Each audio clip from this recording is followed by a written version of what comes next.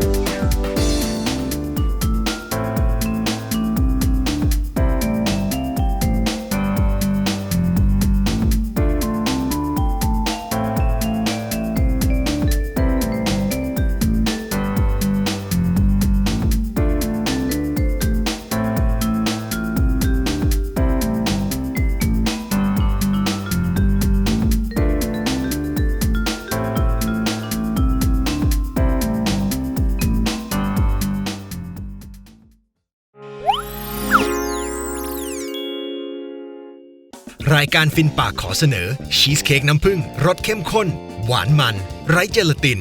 โดยไม่ต้องอบเป็นชีสเค้กแบบชั้นๆที่ประดับด้วยรังผึ้งอย่างสวยงามเพียงแค่มีผงวุ้นน้ำผึ้งน้ำตาลครีมชีสและวิปปิ้งครีมมาเริ่มทำกันเลย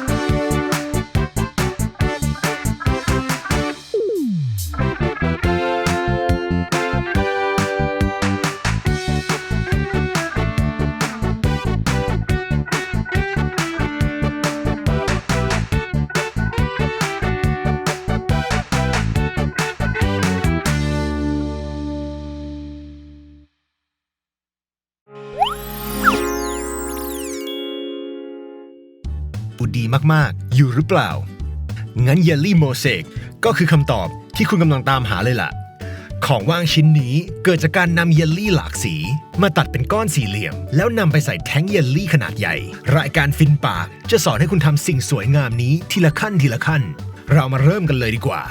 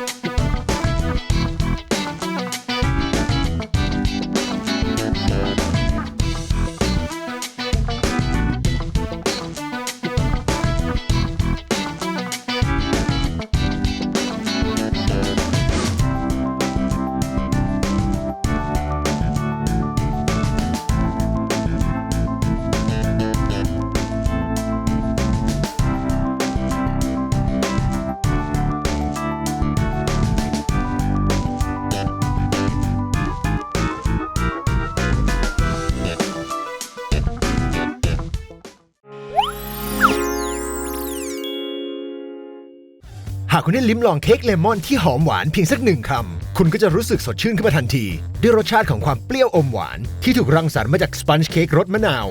าวสดและวิปปิ้งกลิ่นครีมชีสถ้าหากว่าคุณพร้อมแล้วฟินปากก็จะมาเริ่มสอนวิธีทำกันเลย